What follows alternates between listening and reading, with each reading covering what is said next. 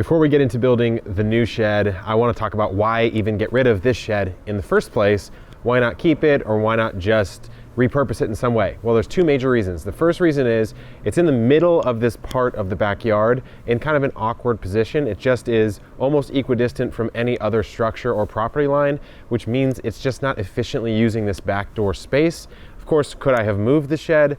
Probably, but that brings us to reason number two, and that is it's simply too small. What I'm able to do here in San Diego is build an unpermitted shed at 10 by 12 square feet, up to about 10 foot in height. So I can get quite a bit larger than this. This is 9 by 7 by about, I would say, 7 feet tall or so.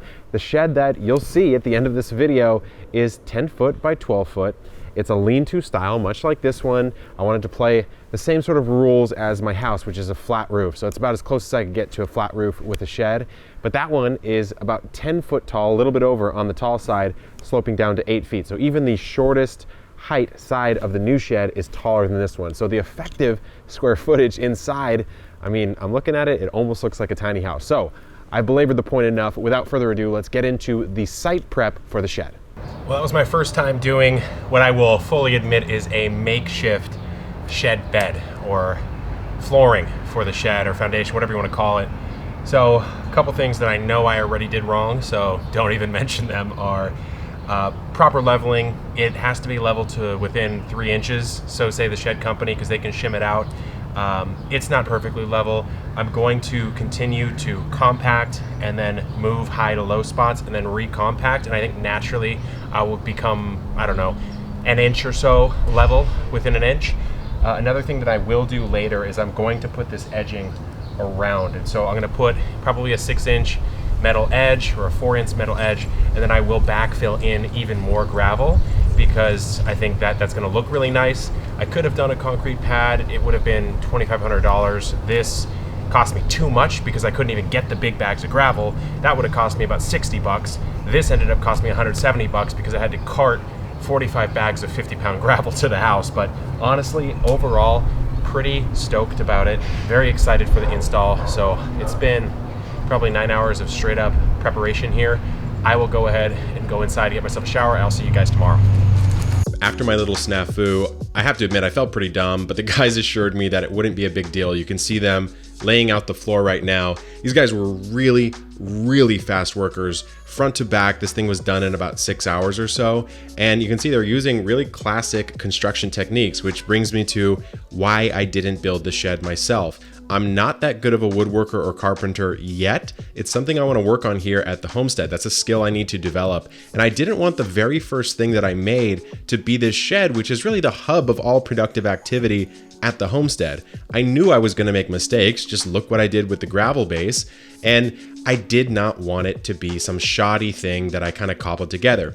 So you can see what they're doing now is framing up the 2 windows that I have in the side. I decided on that lean-to style. It's a little unconventional to have the door on the shallow side or the shorter side of the structure, but I wanted it that way because I wanted easy water catchment. I wanted to be able to pull water directly off of the front edge, and I made some modifications to the top of the shed as they put this siding up here that allows me to protect that door a little bit. So the top roof hangs over a little more than is normal. So here they are just framing up the side.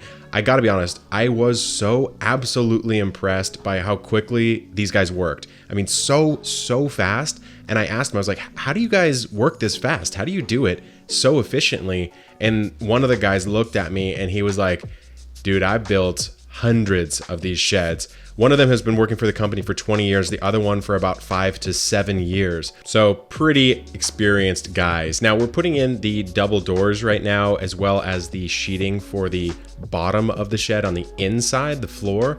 Now what happened is when we were putting up the roofing, when I say we, I literally mean just them and not me at all, but you saw me pop into the screen there, and that's because the red pepper trees were encroaching on the space just a little bit. These red pepper trees actually are kind of a nuisance, and they might come down in the future as I have some new neighbors on that side, but we did have to push the whole shed out just a little bit. Now, as the roofing goes down, you can see how I'm going to be pretty safe on my roof. I'm not gonna have a big problem with water draining and messing with the doors, running into the shed at all, because I put a pretty big lip on this shed. It's about 6 inches or so. I think the standard for a shed like this is somewhere around 3 inches. The reason for that is I just wanted a little more surface area. I wanted no drips actually hitting the side of the building. And then I also wanted to make sure I could capture as much water as possible, because there's gonna be some gutter systems coming on the front edge of this roof. Now what we've got going on, as one of the guys is putting some tan shingling on up top, we've got this Plyson batten coming in on the side. Out of the gate, out of the box, the shed just comes with flat sides, looks perfectly fine, but I wanted a little bit of texture, a little bit of style. Again, this is the hub of productivity for the Epic Homestead. And so that's going on, and we're doing these big double doors. These guys are made out of wood. I wanted them made out of wood. I didn't want any actual door because I wanted the ability to install planter boxes, some tools, whatever really I want, just maxing out the storage capacity of this shed. So the hinges are on. We are good to go for the paint job. For painting, I wanted something that wouldn't be too jarring. It needed to look like it fit in the space, which means that the main panels had to be some kind of gray. Now, the gray of my house is a little bit yellowish in its tinge. I wanted a cooler gray here, and then the white is going on the battens, and then the green will be going on the door. Now, the thing about staining a shed that I didn't know is you can paint a shed, you can stain a shed. If you stain the shed, you can have a transparent stain that lets all the color through, the color of the wood that is. You can have a semi-transparent where you do apply some color but the grain shows through still, or you can go solid. I decided to go solid, and I got a bare weatherproofing, waterproofing stain. So it actually was somewhat expensive because of the quality of the stain. But you know what? This is going to be battered by the elements. It's going to be hit by sun, hit by rain, all that sort of stuff. And I really wanted to make sure that it was going to stand the test of time. So what I'm doing here is I'm doing this with an actual paintbrush. And luckily I found a paint roller to make the job a lot quicker. Decided not to tape anything down, and I would just correct a little bit later on, because it turns out that you can just paint over or stain over anything that's lighter with the darker stain, and it's going to cover it up nice and good. So there's a lot more to this painting. It took a lot longer than I thought, but let's see the finished product right now.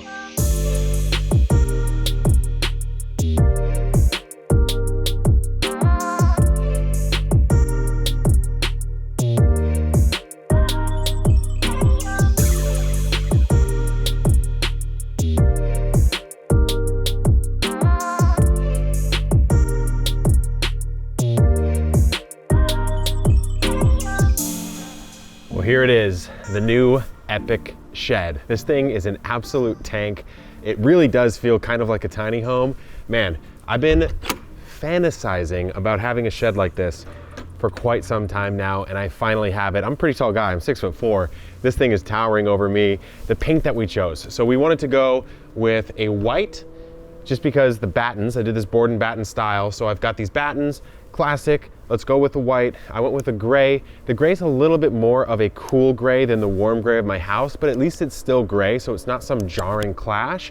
And then on the front here, I did a sort of olive or sage green, and that's also going across that top rim right there. But you know, that's the exterior of the shed. There's some beautiful shots that you'll be seeing as I'm talking right now, but I'm sure you guys want to see what's going on inside, so let's go on inside the shed. It's not finished, but I will show you what's in there. Before we go inside, take a look. You've got these large beams that are sitting on this, rated for 40 years. Now, yes, is it true that those are sitting on bare dirt? 100%, but let me take you around the side here.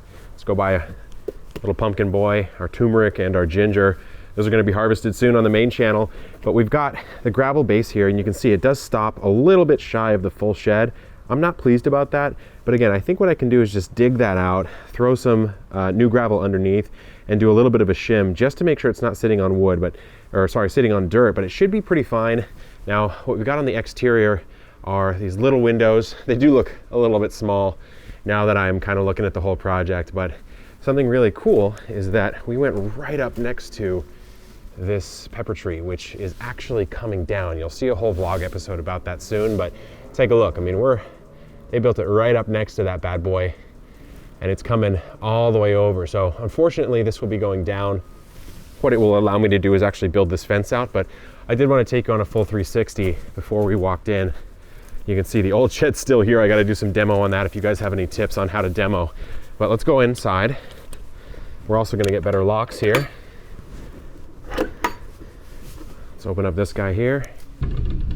Alrighty, let's actually go inside the shed, see what's going on. As you can see, it's unfinished on the inside, which gives me the opportunity to pretty much build whatever I want. The studs are, I believe, 24 inches on center. So standard construction techniques.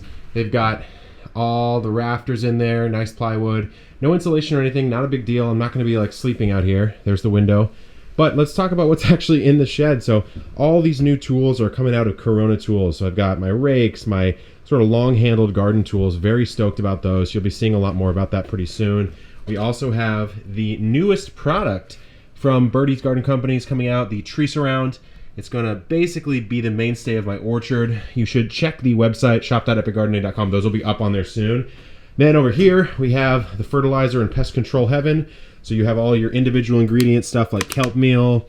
You've got your palm tone, flower tone. So you sort of have your specific, plant specific, and your amendment specific over here, like alfalfa meal, bat guano, cottonseed meal, and then of course you have like how to change the soil. So soil acidifier, garden gypsum, stuff like that. Got all my trays, got some extra Birdie's beds over here, got some extra soil down there, and this is actually a bat house. This will be coming pretty soon on the Homestead channel, talking about getting bats into the homestead. Great pest protection there. And then some really interesting tools. Again, these are the handheld tools from Corona. Everyone needs a good pair of pruning shears. Then these are really neat. I mean, these ones really kind of, I'm obsessed with them. This is just for lemons, literally just lemons. This one's for avocados. This one right here for oranges, but I am probably gonna end up doing some shelving right around there.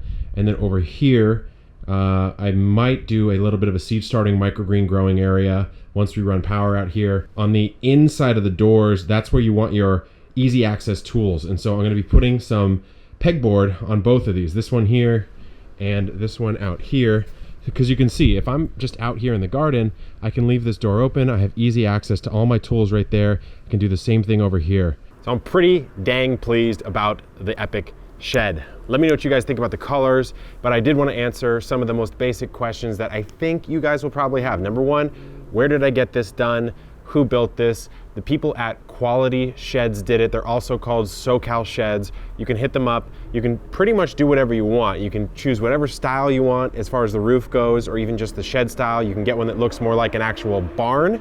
And then on top of that, you can choose all these different options. For example, instead of having the doors on the high side, I had mine on the low side because I wanted water to run from the high side at the edge of the property over here so I could route it into the gutter system that's over there. That's gonna be coming on a future video, just a little customization. I added this specific style door, I added the windows over there, as well as the Plyson battens, as well as the type of shingling up top. So I will be honest, this is not a cheap build. This is built for you and it's built custom for you. So all in, this shed cost me roughly $5,500. Fortunately, I run a business and it is a deductible expense, but it still hurt a little bit to do it. But look, I literally just spend money on this. I don't really spend money on anything else in my life. And so if you're gonna spend money, you should spend it on the things that you like and that make you happy. And this makes me very, very happy. So I hope you guys enjoyed this episode of the vlog.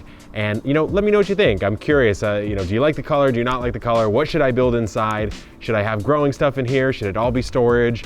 Just let me know down in the comments. Till next time, good luck in the garden and keep on growing.